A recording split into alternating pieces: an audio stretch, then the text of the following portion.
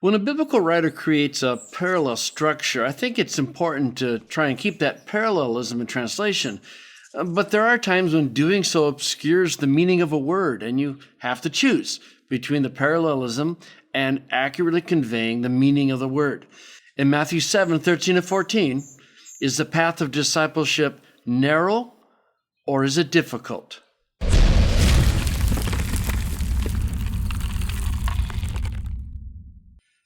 One of Jesus' most famous sayings is about the narrow gate. He's addressing a mixed audience, most likely made up of people with various commitments to him, and he's challenging them to follow the right path. And he uses a traditional Jewish idiom of two ways, which was picked up in later Christianity. There are two gates, two roads, two groups of people, and two destinations. And this repetition emphasizes the difference between the many and the few who follow the two roads. And you'll notice that we have a narrow gate, but we also have a wide gate with an easy way, and we have a narrow gate and this is the word, is it a difficult way or is it a narrow way? And translating narrow would keep the parallel contrast with wide, but it's not quite the right meaning of the word. So we're going to phrase it. So it's enter through the narrow gate because the gate is wide and the way is easy. Article, noun, article, modifier. So it's the way which leads to destruction. And that's kind of an important one, so I'm going to put it eventually on its own line, but many are those entering through it, meaning the gate. And then the parallel is how narrow the gate and narrow, which then makes it kind of redundant with stene, but it's not actually what the word means. Narrow the way, another modifier, which leads to life, and, an important conjunction, few are those finding it. Okay, so the major admonition is enter through the narrow gate. Everything else then becomes an explanation of that. So because, set another tab right here, because the path is wide and the way is easy, article, noun, article, modifier. So we're going to put this under way. Technically, both pule and hadas are feminine singular, but most likely it's the way that's leading to destruction. It's not so much the gate that leads to the destruction, but the way that leads to the destruction. Then you have this conjunction that's going to be out by itself because it's really important. Many are those entering through it. And if you wanted, you could draw an arrow from autes back up to poules. And surprisingly, there's not a adversative. I would have expected one, but Jesus is just letting the flow of thought provide it. And these all have to get indented because they are following the hati. How narrow the gate and how difficult, narrow the way. So you can see the parallelism.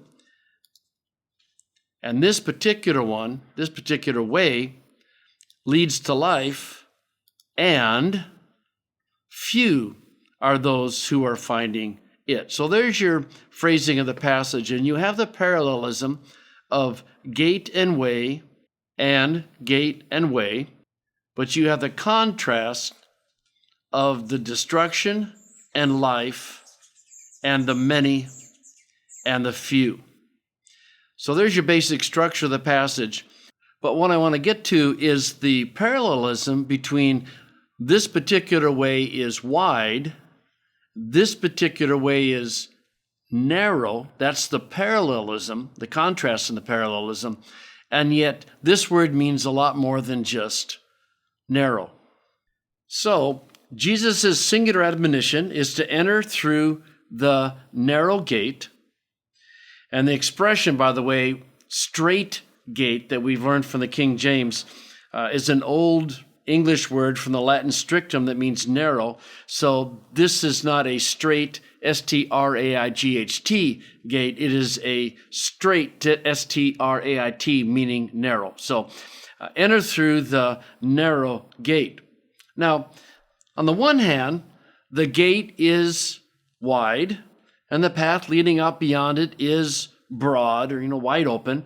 And the metaphor means that this choice makes it easy for someone to live this kind of life. It's got a terrible end, but the life seems pretty easy because the gate's wide, and so is the path beyond the gate.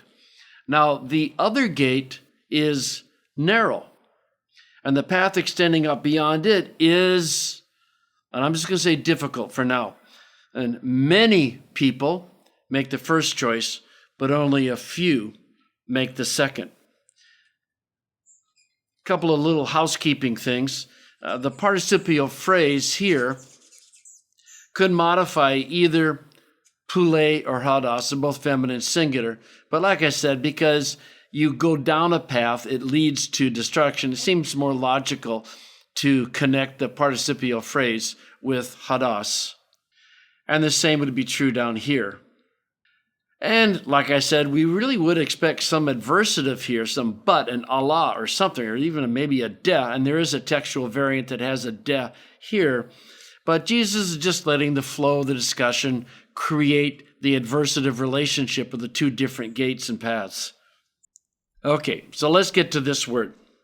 It's a perfect middle participle from phlibo, which generally means like to press upon or to crowd. And it does convey the idea of narrow, but it's interesting that BDAG, the main Greek dictionary, gives a third meaning to the verb as to oppress or afflict, which then parallels the meaning of its cognate noun thlipsis, which does mean affliction and tribulation. Phlibo is a difficult word to translate because you want to continue the imagery of a narrow road that's in contrast to a wide open road. But you also want to bring out the fuller meaning that it is narrow or difficult because it's the road of affliction, because it's the road of tribulation.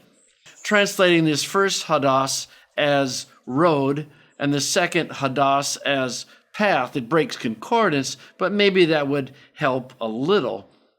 But it still doesn't help us a whole lot with the verb.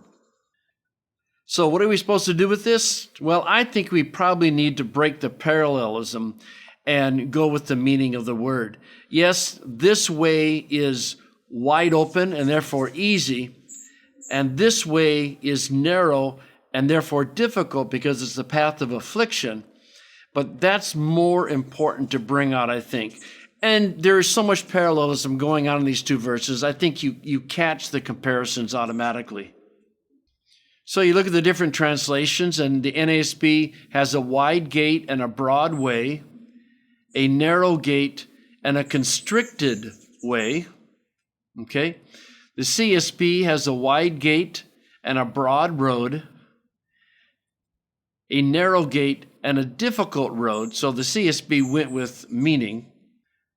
NIV, wide gate, broad road, small gate, which is an unfortunate translation. It does break concordance and it doesn't have to.